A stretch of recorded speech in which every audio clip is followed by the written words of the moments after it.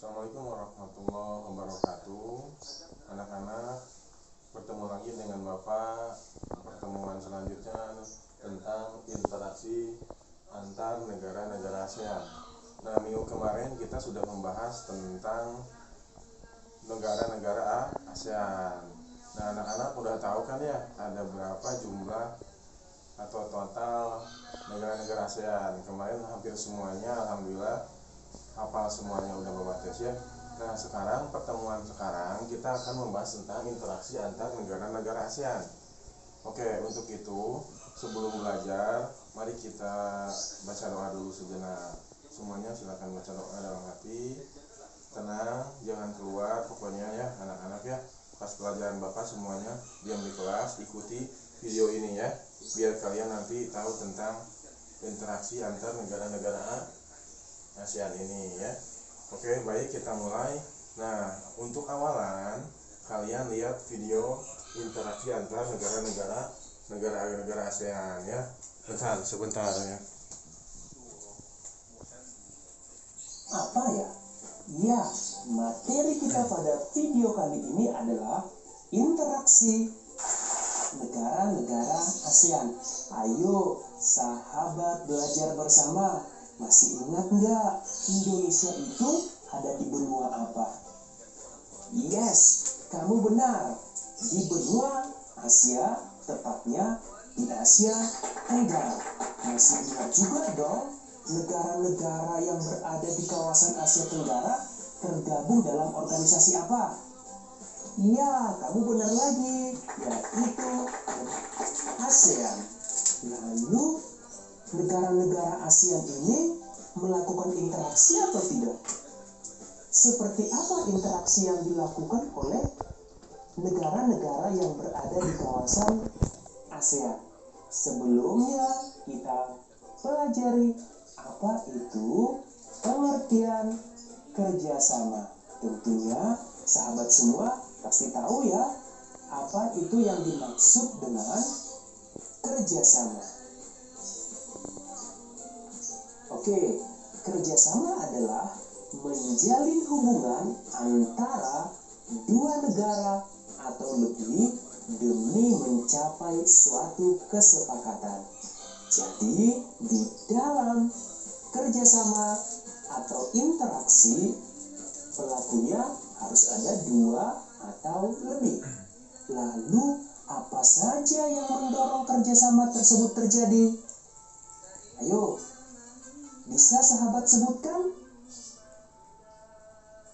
Nah, interaksi ini terjadi karena setiap negara tentu memiliki keunggulan dan kekurangan masing-masing yang tentunya satu dengan yang lain berbeda keunggulan dan kekurangannya. Inilah faktor yang pertama, yaitu kesamaan dan perbedaan sumber daya alam. Tentunya kalian tahu ya, apa saja sumber daya alam yang dimiliki oleh bangsa Indonesia? Ayo, siapa yang bisa menyebutkan? Ya, salah satunya adalah batu bara.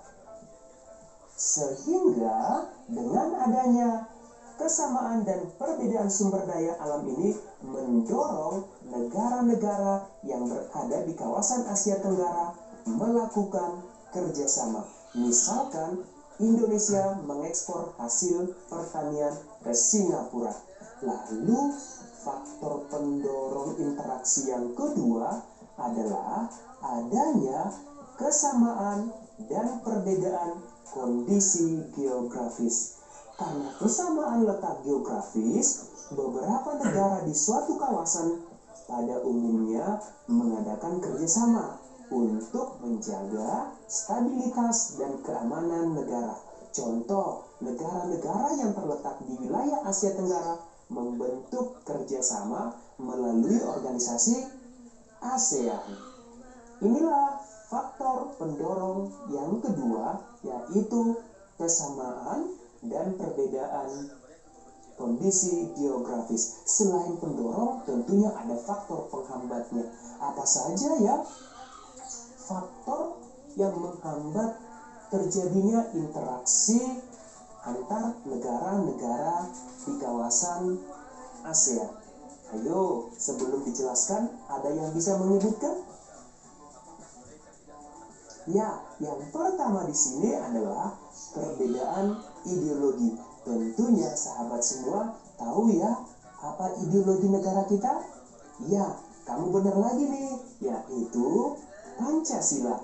Faktanya saat ini hampir tidak ada negara ASEAN yang menutup diri dari kerjasama antar negara ASEAN.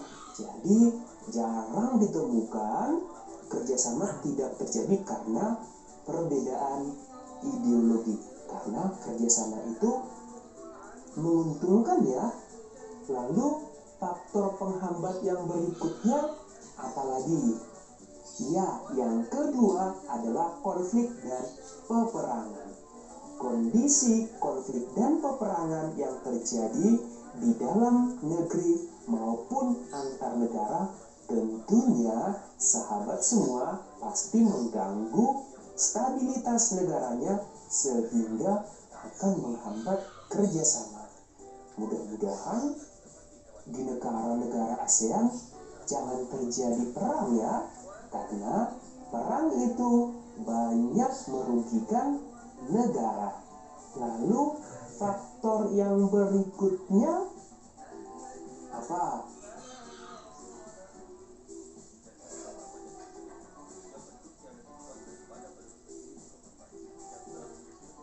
Ya, adapun faktor yang ketiga adalah kebijakan protektif. Misalnya, tidak menerima impor hasil pertanian dari negara lain.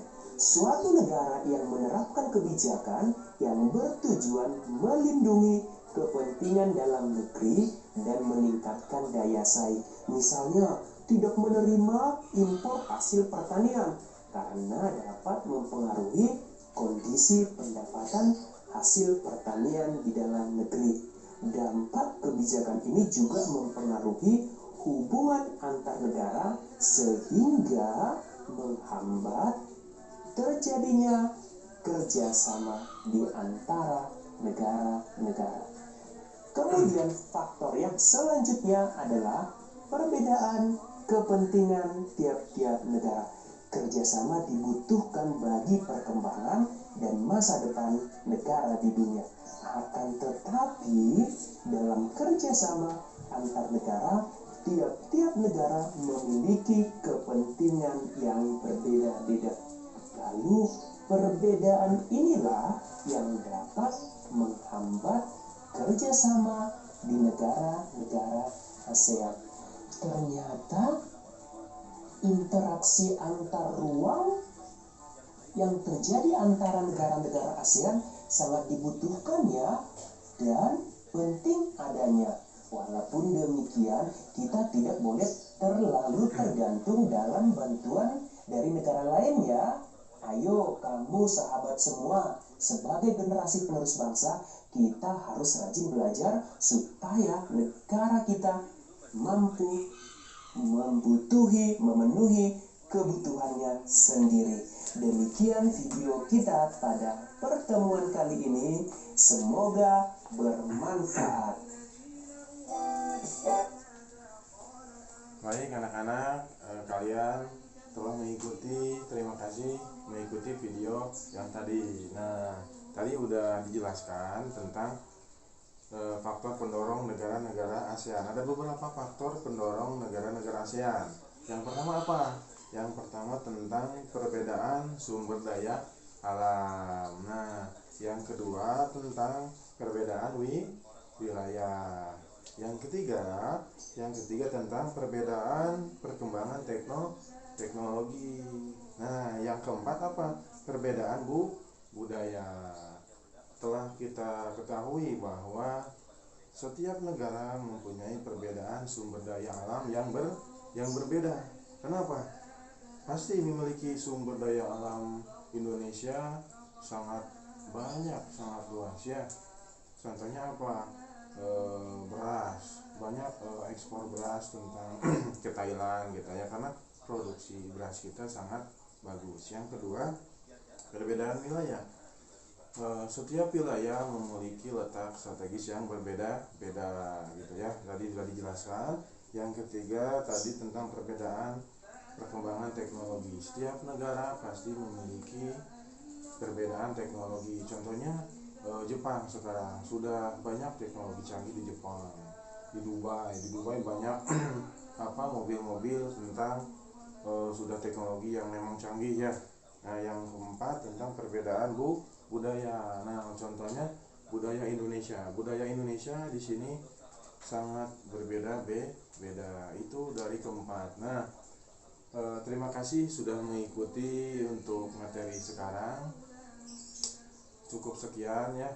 Terima kasih anak-anak sudah mengikuti materi tentang interaksi antar negara-negara ASEAN.